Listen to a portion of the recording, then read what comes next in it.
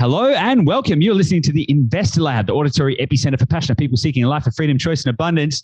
And wow, today was a little bit of a different episode. So if this is actually our 150th episode, which I'm super stoked about, super proud about. And so what we did on this episode is Gabi and I basically had a bit of a fireside chat, a bit of a reflection on the last 3 years, talking about kind of where we've come from, where we're at, where we're going, all of that kind of stuff. So it's a bit of a meandering conversation. So if you're looking for like hot tips about property or some like whiz bang tactics on how to get ahead, probably not the episode for you. But if you're interested to hear Gabi and I reflect on the things that have happened, like what we're planning on doing next, the way we're thinking about life at the moment, then this is a great episode for you. So probably not going to be for everyone, but for those of you who it is for, I hope that you love it. And I just also want to say thanks actually for being on this journey. It's our 150th episode. And it's also, as we record this, it's right about our third birthday at Dashdot as well. So it's a pretty unique moment in time for us. And it's been a super fun journey. And we wouldn't be here without all of you listening to the podcast and participating and supporting us and continuing to cheer along on the sidelines. And for those of you who have become clients as well, to be a part of this journey too. So, we really feel that our community is made up of our clients, our team, and also you guys that are listening to this podcast. And we wouldn't be here without the community. And community is at the heart of everything that drives greatness, in our opinion. So thanks for being a part of that, and thanks for supporting us on this journey. Without any further ado, let's get stuck into it. I look forward to speaking to you soon, and I'll see you on the inside.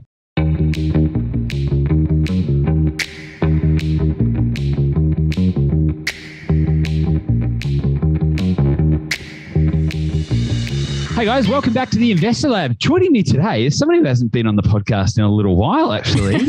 Gabi, how are you? Sneaky little cameo. Hello, how are you? I'm great. So I'm delighted to be speaking to you once again on this fabulous show. What's been happening? I know. I haven't seen you in forever. We live in the same apartment. But yeah, but we're like ships in the night nearly. So, this is good. It's a good opportunity for us to hang out. Very well, thank you. What's going on? Great. Just hanging out. That's my default. It's what I say. What is going on? To be honest, I've taken a little bit of a pause on a lot of sabbatical stuff the last couple of months. It's been like, we'll get into it with this episode, but it's been like a massive 3 years, right? So we've just had our third birthday for Dashdot in the last couple of weeks. So it's been 3 massive years for you and I building this amazing business. And for me, I just kind of reached a point early this year where I just I couldn't really handle it for a little bit of time there. Which is fair enough. I just need a break. Yeah. And so it's kind of what I'm in the midst of at the moment, is just figuring out how to reset myself and how to come back really strong and show up in areas that I want to show up in and give value in ways that, make me happy and make other people happy and serve at a better level than what I have been doing. Because I think everyone may have gone through this similar kind of burnout phase before, where you're just kind of churning through the days. Yeah. And you're not actually showing up how you know that you can. You're just kind of trudging through day by day. And that was kind of where I was at. And I don't want to continue to do that for our team, for our clients, and everything as well. So I went, you know what? I need a hard reset. I need to rethink about what exactly I can provide the most value in, and do that. So yeah, because when you're doing something that has a missional purpose, you don't want to be doing it on autopilot. You don't want to be checking in and checking out, right? You need to be showing up with passion. And if you're not, and if you start to get into that autopilot mode, it's probably a good opportunity to take stock and take a step back and kind of reset, recalibrate, and re-energize and relaunch into it. So yeah, I think Absolutely. It's good. It's so interesting, right? Because when you do get in those, like, we do have an amazing mission and we're doing amazing work, but you do get in that, you completely just forget about that sometimes. I think people, a lot of people would feel that way. It's like you can really care about what you were doing, but it's like just day to day. Sometimes you just kind of lose sight of that. So, well, I think that plays out in people's lives in so many ways. I really do. Because I think like, even like, you know, not to try and like just deliberately spear it back towards property, but I see that happening with people with property a lot as well, because what they'll tend to do is they'll reach a point in their life, whatever that moment is, and they'll say, right, it's time for change. And then they'll say, okay, let's go. We're going to start building a property portfolio and create a better life for ourselves, you know, craft that vision of the future. But then they sort of get lost along the way, and they sort of forget what they're doing and why they're doing it. And then before they know it, they're 20 years down the line, and they're like, oh, damn it, we started that thing a while ago. And so it's very important to be super intentional, I think, and remain super aligned with whatever the mission is, you know? So yeah, for sure. And I think, being able to, I feel really grateful that it wasn't a good experience those couple of weeks initially. That caused me to go like, you know what, I need a duck out for a minute. But I feel really grateful to have that self-awareness and to have like practiced that self-awareness to be able to go like, I can't keep operating like this. And it's a really important thing to try and build in yourself, to realize like, okay, actually I have a choice here, and I can pause and I can reset and reevaluate my life and my priorities and come back fresh and just really take care of yourself. Awesome. Well, as you mentioned, it's been a pretty big 3 years. And so part of the reason what we're talking about today is, you know, this is our 150th episode, the big 150. Crazy. That's a lot of episodes, man. That's a lot. It is a lot of episodes, actually. Yeah, I read a statistic the other day that when most people who start a podcast don't, like, I think it's like 99 or 97% of podcasters don't get, like basically all of them don't get past the 10th episode.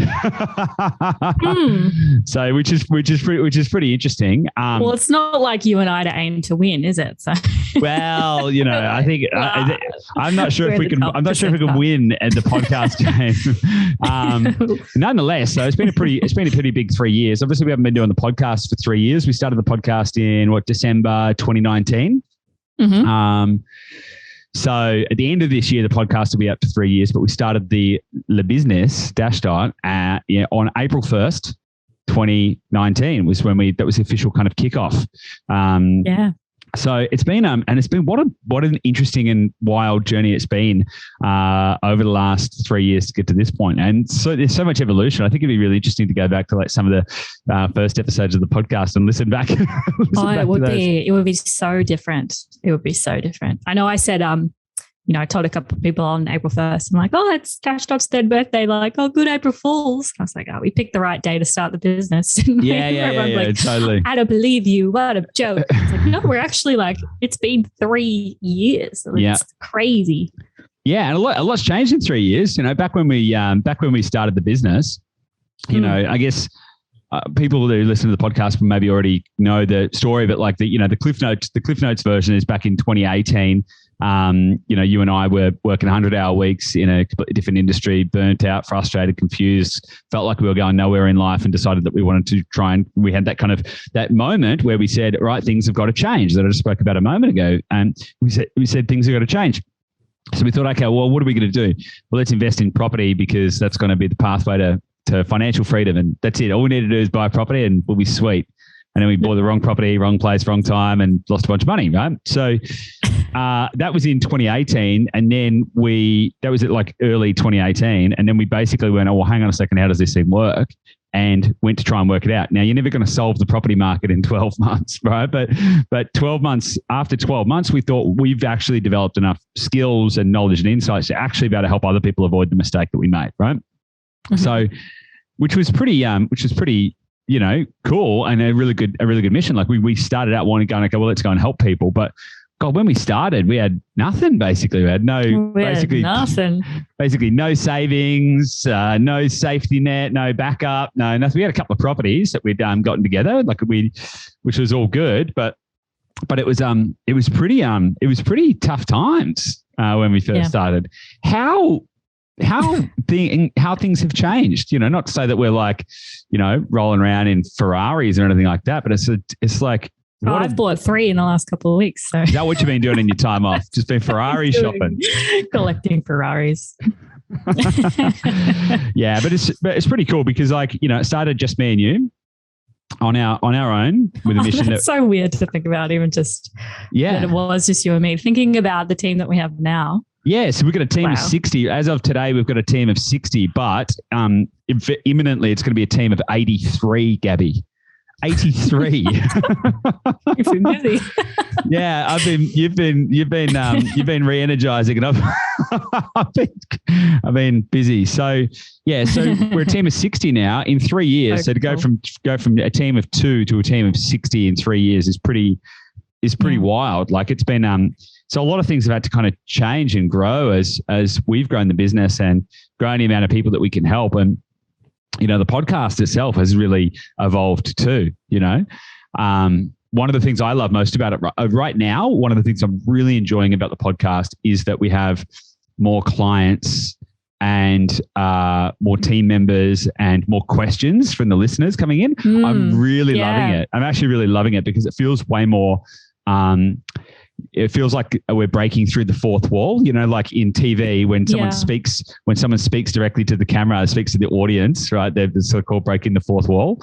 I feel like we're sort of breaking the fourth wall because we've got clients out there who are coming onto the show and then we've got questions coming in and I think it's really awesome. So what are some of your thoughts? Yeah. And with that, with the breaking the fourth wall thing in terms of the podcast, I do think it's so you and I have a massive value on community, right? It's so important to involve people in a journey and to share stories and to share experiences because everyone, can relate to something that you have gone through and you can help each other through different situations. And it just helps to hear other people's journeys and feel like you're a little less alone, particularly, in this kind of world where we're all a little bit more disconnected. But yeah, we've always really loved community, but it's actually being able to bring that into the podcast, into the content that everyone can hear, as opposed to just, our old content also awesome, but less of just you and I talking or you and some experts talking, which again is still awesome, but having, more of our clients come on, more of our team sharing their experiences and their stories, actually kind of showcasing our value of community. Rather than just going we value community and then just listen to us. It's really cool to actually be actually, no, you guys talk. Yeah. because you've got as valid opinions and experiences as we do. I think that's a really great point, right? Because when we started the business, it was just you and me, right? So guess what? We were the business and we were also the faces of the business. And so, that was it. And our very first team member, Amy, who joined us in June or July of 2019, she's still with us today. But aside from Amy, it's been basically you and Amy for the last, for a while. But what's really interesting and what I really love about bringing the community aspect onto the podcast as the podcast has evolved, because at first it was let's share ideas and let's try and help people. And then now it's actually let's share our ideas. And then it was okay, let's get started getting guests on. Then let's share ideas with experts.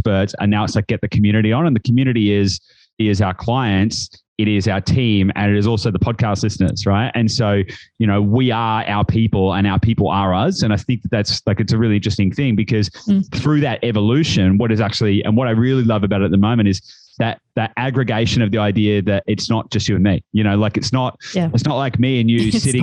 No, it's not even just in a literal sense, in the fact that there's 60 team members at Dashdot. But in the sense that it's not all of the ideas and all of the value is not solely housed in the minds of you and I. And I think that's super important because, we've never wanted to have a guru-based business where it's oh yeah, we know all of this stuff and look at how cool we are and come follow us. It's actually, we want to check out our Ferraris. Yeah. Your Ferraris, mate. You're the one that's shopping for Ferraris. I'll keep them. But this idea that collectively we actually have so much more power and so much more value, and that's one of the things that we have been really driving home with Dashdot. It's not. I'm not the world's best property picker. We've just built a really good system, and so we're a really amazing team. And in fact, we trust our team to go and buy. We bought 3 properties in the last 8 months or whatever, and we haven't done any of them. The team have picked them. The team have just signing paperwork and moving on. So I think it's I think that idea of community and what that means, I think is a really, really beautiful thing. So yeah, and just finishing up on that, I also just love the full circle of some of the client stories, because I know like a lot of our clients listen to this podcast, obviously. Yeah. And I know like Dane and Lauren in particular is what I'm thinking of as an example. Like they listened to so many hours of the podcast first. Yeah. Like that was how they first came across us. Us being Dashdot, not you and I, but the business. And then to finally kind of have that full circle, like they bought a couple of properties with us and then to come and share on the podcast. I just love that whole full circle of it. Yeah, totally. Yeah, I love that too. No, it's awesome. So look, the podcast has evolved. We've evolved over the last 3 years, which is good. no, shouldn't be saying the same. Growth is good. Shouldn't be saying the same. It's been a pretty tumultuous kind of like period though. Like when we very first started the business, we had never worked in the real estate industry before, didn't know anyone in real estate, didn't know any property investors, so we didn't really have any sort of network around us, or, you know, we found a couple of mentors along the way and stuff like that. But realistically, we were just on our own in a pretty rundown, we'll call it a renovator in Geelong, trying to make a go of it.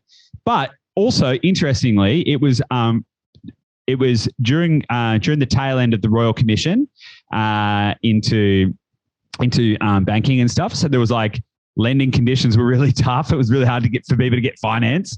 It was also an election year, and there was also talk about scrapping negative gearing. And so there was all of these like headwinds, and we're just sitting there trying to like start a real estate. And so many people going, "You guys are absolute clowns. Like, what are you doing? This is probably the hardest time to start a real estate business in the last." Like, nobody wants to buy property right now. Totally. What are you doing? Exactly. Particularly from a couple of guys, just, you know, so let's be honest, no track record, like, you know, a lot of good ideas and pretty minimal kind of track record. So, but what's pretty interesting though, is like that was in 2019. So it was at the start of 2019, and then at the start of 2020, COVID, bang.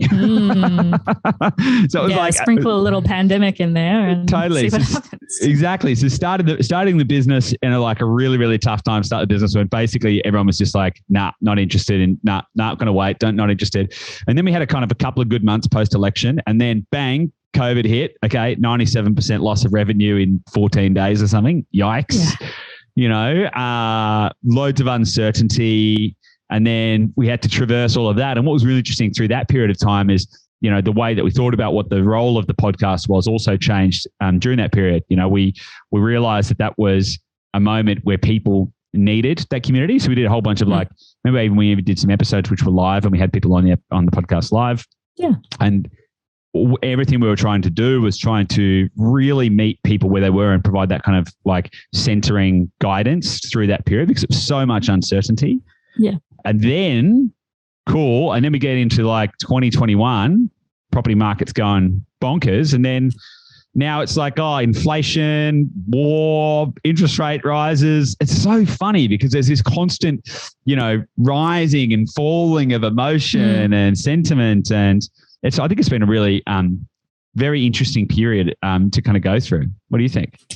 Yeah, it is interesting. And I think like if anyone's interested in business in general, which I think some people who are listening are, there's always like a saying of like, you know, the best businesses are actually grown in the winter season. So like the times in, you know, the macro economy where it's actually the toughest times, the businesses that can grow and build and thrive in those environments are actually the ones that are going most likely to have greater success into the distant future. That's how you get those really long-lasting, amazing companies. I can't think of any examples. Can you think of any examples off the top of your head? Not off the top of my head, but no, there's a whole bunch of really iconic companies that were all launched, you know, started or whatever, founded in the midst of, you know, recessions or, you know, depressions and stuff like that. Yeah, it's quite interesting. Yeah. It's really statistically significant, actually. So. Yeah. And I think, you know, us having gone through that and comparing it to now where, I mean, not right now, there's a little bit of uncertainty right now again, but, you know, the last 6 to 12 months where it's been bonkers in terms of property market and interest in property, and then people kind of questioning our business and thinking about like, okay, well, yeah, you've got tailwinds, right? So it's, of course, you're going to do well because it's, our summer season in contrast to a winter season. It's like, it's all positive. There's a lot of interest and that kind of thing. But it's because we had the winter seasons and we go through these times that we've set everything up to survive really tough times, like we had to, like we went through that initial phase, like you said, all of the elections when we were first starting and everyone was like, nobody wants to touch property right now. What are you doing? You are mad. Yeah. And then to come into, a 2-year plus whatever, however long it's going to go for, kind of pandemic period where a lot of economic uncertainty, a lot of uncertainty around the world. And then, setting it up so that we can have a really strong base from there. So I think that's just something that people might miss. It's like if you can build it when times are tough, then you're gonna be okay, basically. Yeah. And it's interesting. It's interesting to say about the pandemic, like, because it's actually not over. Like, sure, in Australia, we're all pretty much getting back to normal, but on a macro level, the supply chain constraints and all of that kind of stuff, there's still significant impact from COVID and all of that kind of stuff. So, which has massive flow-on effects into the property market, into business, into consumer confidence, into all of these kind of things. Obviously, it affects things like inflation, all of that kind of stuff, which then plays a role in sentiment and how people are thinking about like what is the next kind of like what does the future hold, basically. Absolutely.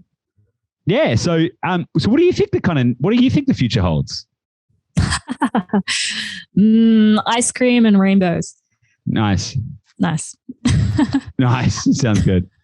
I really don't know, man. I hope I'm a hopeful person, right? So I hope that we do reach some kind of end of this just global uncertainty and global fear, because it's just, I think everyone's a little bit over just the negativity and the fear and the scarcity and the, someone's out to get someone else all the time. I'm hopeful that we will reach another phase where it's not like that. I don't know when that will be. I don't know how that will play out, but I'm hopeful that will come in my lifetime. It would be nice. Well, what do you think?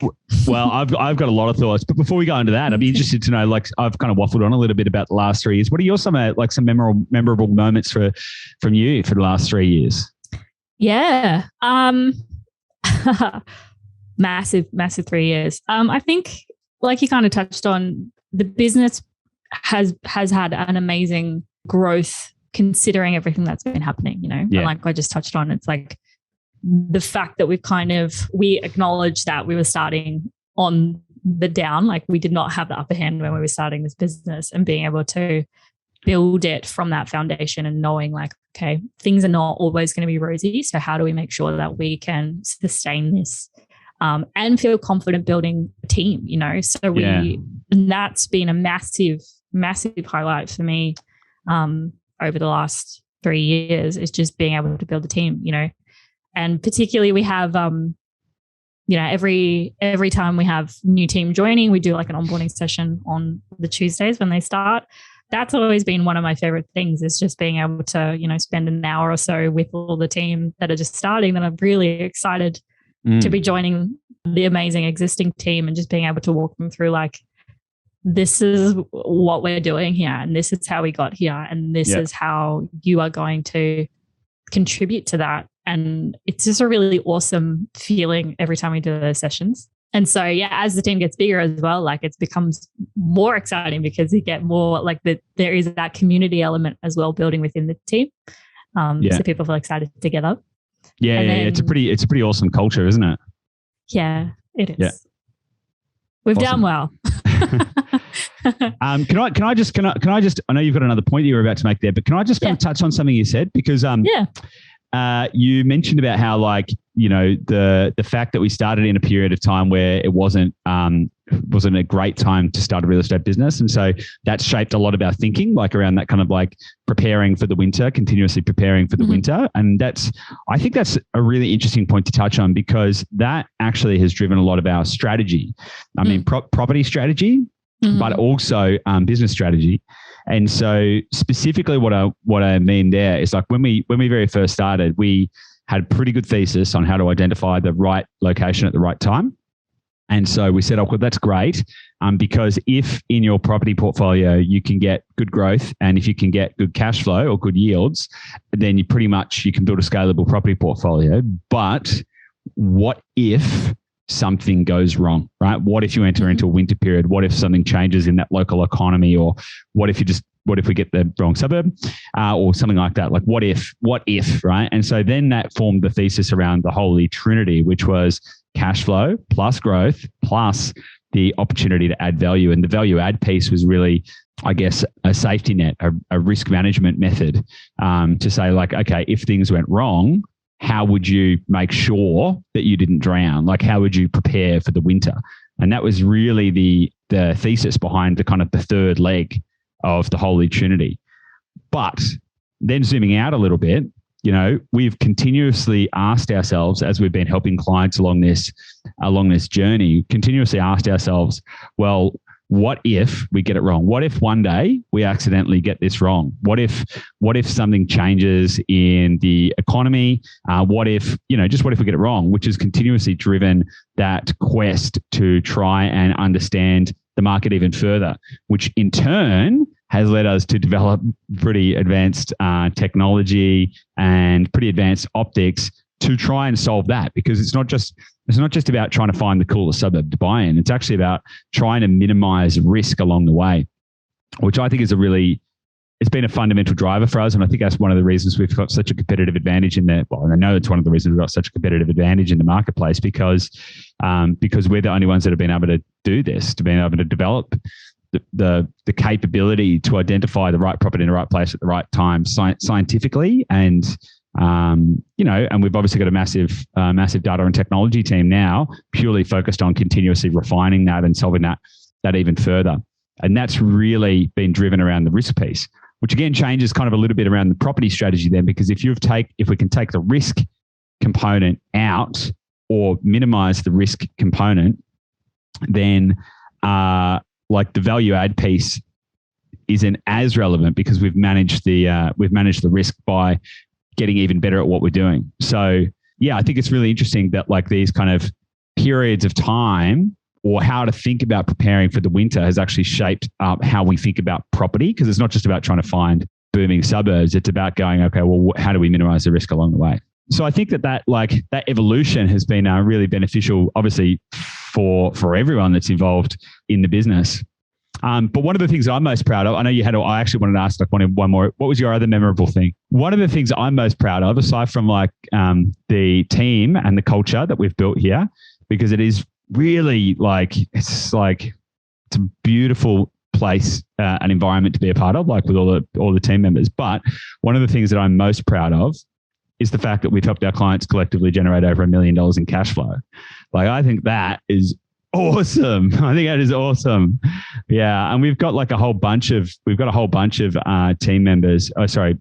of clients who have, already achieved their financial goals.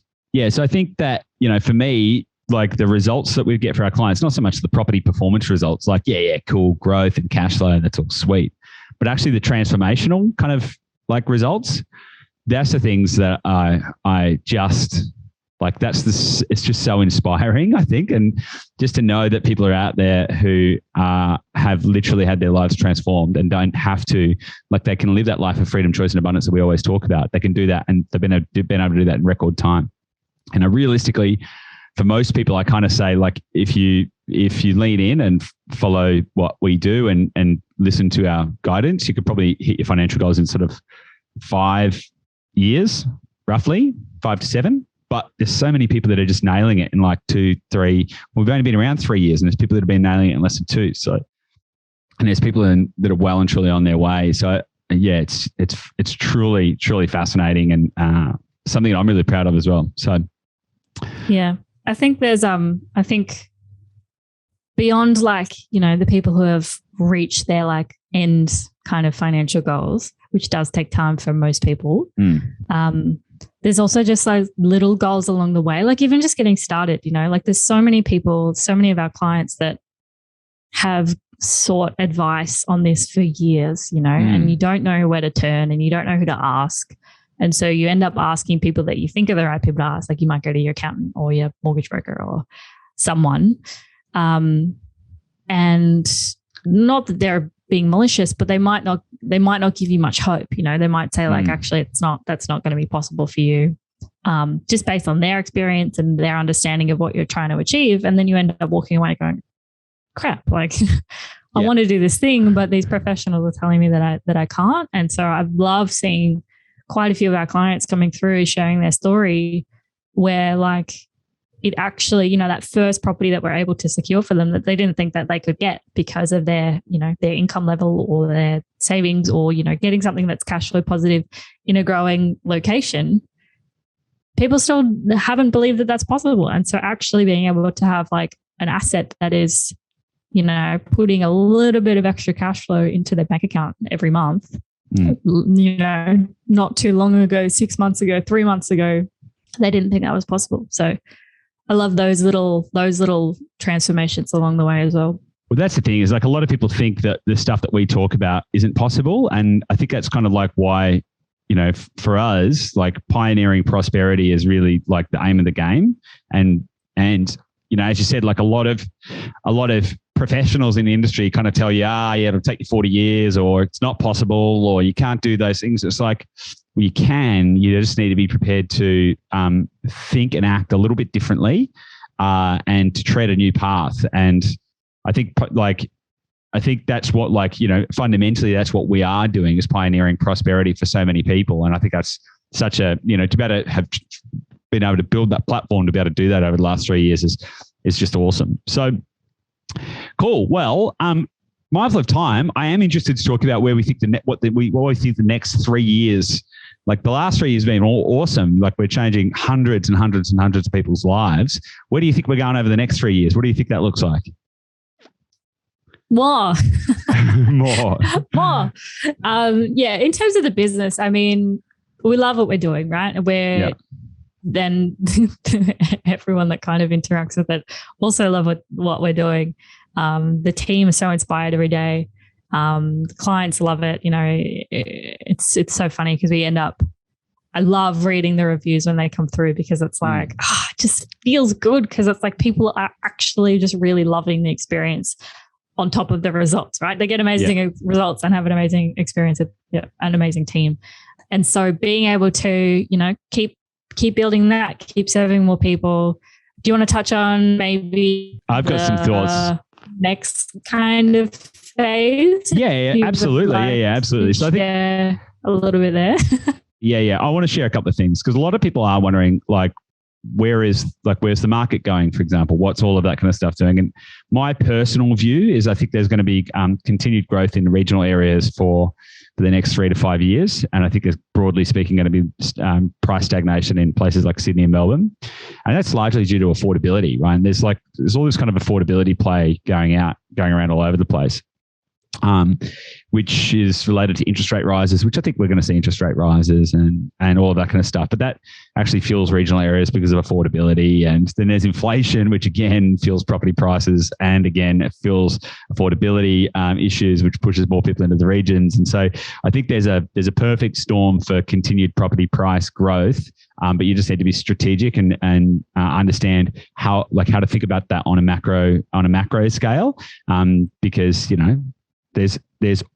there's always an opportunity somewhere, but you just need to know where that is. And that's kind of the aim of the game. So, which is why, we've invested significant amounts of time, energy, effort, and money over the last couple of years to develop and build out the kind of science and technology side of the business. And we're just going to keep leaning into that because I think that's where the future is. If we can continuously understand how to find the right property in the right place at the right time so people can achieve their goals faster and with much less risk, then that is a worthy pursuit. And so I kind of see leaning much more into the tech and the science side of things. And also, the service side of things we're nailing and it's great. But how do we continuously refine that? So where there's actually the business is kind of growing in two distinct directions. So we've kind of got the service side of the business, which is Dashdot. And we're also launching an app as well, which we can kind of touch on a little bit. But this, in terms of Dashdot, I think over the next 3 years, we'll probably be 3 times as big as we are now in 3 years' time in terms of the service that we provide people and how many people can help and how many team members we have. But what I think is actually really, really exciting is we're actually launching a new business soon. We're building it out at the moment, which is pure technology business. Which is we're basically building a property intelligence operating system, which is going to put all of our tech, all of our science, all of our insights, all of that capability into the palm of your hand. Basically, we're going to put power into the hands of the people. So, the thesis is super exciting, right? So the thesis is that you're going to be able to log onto the app on your mobile or your computer, build a property, plan your property portfolio so you can understand how to achieve your goals in a minimum amount of time based on your risk profile and all of that kind of stuff. Find the right properties specific to your personal individual circumstances in the right suburb based on our science and technology to identify the right places and right properties to buy, hold and sell at any given time. And plus connect with a community of like-minded people who are all striving for greatness as well. So I'm really excited about that because we actually have an MVP, so minimum viable product version of that coming out in a few months' time. We're actually going to have, in a few months' time, we're going to have the first version of that coming out, which is basically going to give people the opportunity to have almost like a mini social network, but with the actual ability to tap into the actual technology that we use to identify the right suburbs at the right place at the right time. And so that's going to be pretty revolutionary. Just giving people that access to that information and that knowledge. It's something that literally doesn't exist anywhere else in Australia, let alone the world. And that was really born from a conversation that you and I were having a few months ago around okay, this is great because what we've developed is something super powerful, this ability to be able to, do that, to find the right property, right place, right time. But how do we help more people? How do we have more impact? And so we thought, well, okay, how do we get out of the way? How do we ditch our ego? And it's not about us, it's about the people that we can help. So let's take then all of the IP and all of the knowledge and everything that we've created and put it into something that is going to be usable by anyone and basically start giving it away pretty much because we want to help so many more people. So because that is such a fundamental part of our vision, our mission is to transform the way the world invests. And the whole reason we exist is to improve the lives of others and to help more people build wealth, because we believe that by helping people to build wealth, that's going to allow them to change the world around them and subsequently create a ripple effect to change the world around them and so on and so forth. This feels like we're really motoring in the right direction. And I'm super excited for the next 3 years and to be able to, 10x, 20x, 100x, 1000x the amount of impact that we're able to make on the lives of people, not just in Australia, but also around the world as we take that technology to other places in the world as well. So, yeah, absolutely. Yeah. And I think with the, launching an app, it's a different thing to a service business, right? So we've been a service business for 3 years and we'll continue to be a service business. And it's an amazing service. And there will always be, we've proven that people want and need this kind of a service, right? People want a guide to guide them through how the F do I actually know what to buy, where to buy it, how to plan it. People want that real person assistance, which we do amazingly well. Our team do amazingly well.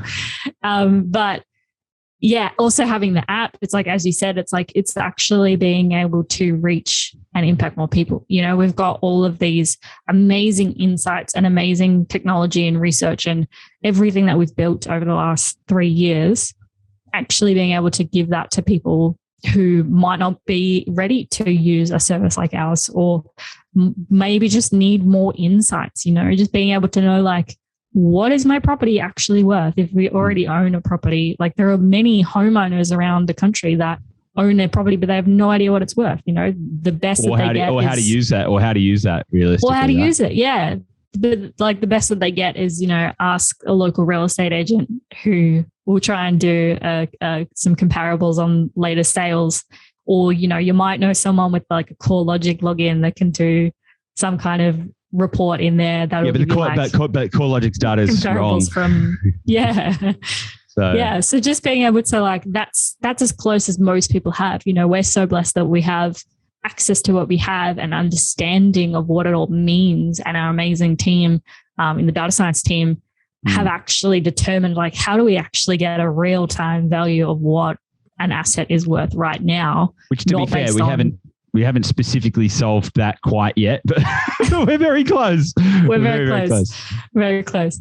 But yeah, being able to eventually have that for people, just to even give them optics, like have that insight and access to some knowledge and intelligence that they haven't had previously. I just think it's really cool. That's even just like one part of what we're trying to do. There's all the portfolio planning apps in there that'll be just game changing, because again, it's like there's so many things in this industry that you think would exist that someone has already done before, and nobody has done it really well in a way that is actually like putting the needs of the person using it first. You know, you see companies kind of come up with stuff. Yeah, you see people come up with stuff and they kind of just want to charge for it, and it's not actually solving who is this person that is using that and needs this support. How can we create something that's going to actually help them to move forward? So it's what we're trying to do. 100%. Yeah, no, I'm personally really excited for the next 3 years. Super motivated. Like it's quite funny actually, because some people ask, like particularly when they're coming to join the team, like what are our personal plans over the next like 5 years or 10 years? Like, are we just trying to build a business and sell it, or something like that? And it's like, no, like for me, my vision is to build a company that's going to outlast you and I. You know, to build something that's going to be a truly iconic company that's genuinely going to change the world, and to actually be here for a significant amount of time. You know, we're thinking in sort of 40-year planning cycles and stuff. So yeah, the next 3 years is going to be just as exciting as the 3 years that have just been, I think. So I'm really looking forward to it. Cool. Well, mindful of time, Gabi, is there anything else you want to talk about before we wrap it up? I think I just want to say thank you to you, not to be too lame, but like it's been a hectic 3 years. And I think, we've been really each other's support system for these 100%. 3 years, growing this amazing business. And we've gone through so much together, and I'm proud of you, and I'm proud of what we've done. Yeah, likewise. And again, it's not just us, but it's been a long 3 years. And yeah, just thank you for your leadership and your guidance and your commitment to the vision. Awesome. Well, thank you, Gabi. I really appreciate that. I wasn't expecting that. So thanks. Yeah, no, it's in the fields. Yeah. Right in the fields. But no, you're right. And it's like, again, right now it's way bigger than you or I. Like I keep telling people, I just keep telling people I've got a job at Dashdot, and I have a job to do just like anyone else has a job to do, and that's all good. And we're all working towards the same mission. But you're right. Over the last few years, it's been a pretty interesting and fun and wild ride. And certainly, we wouldn't be here without you as well, and without like the collaborative effort of everything we've kind of put forward, but all the people that have surrounded us and helped us along the way. It's certainly not. We haven't been able to do this alone. And I think that's a really important thing to remember as we go forward. So awesome. Well, cool. Gabi, thanks so much. Nice to chat to you. Good to get an opportunity to hang out, since we don't really get to do that very much. Good to see you. Good to see you. Nice to see you. Thanks. And I look forward to speaking to you again soon. It'd be great to have you on the podcast a little bit more.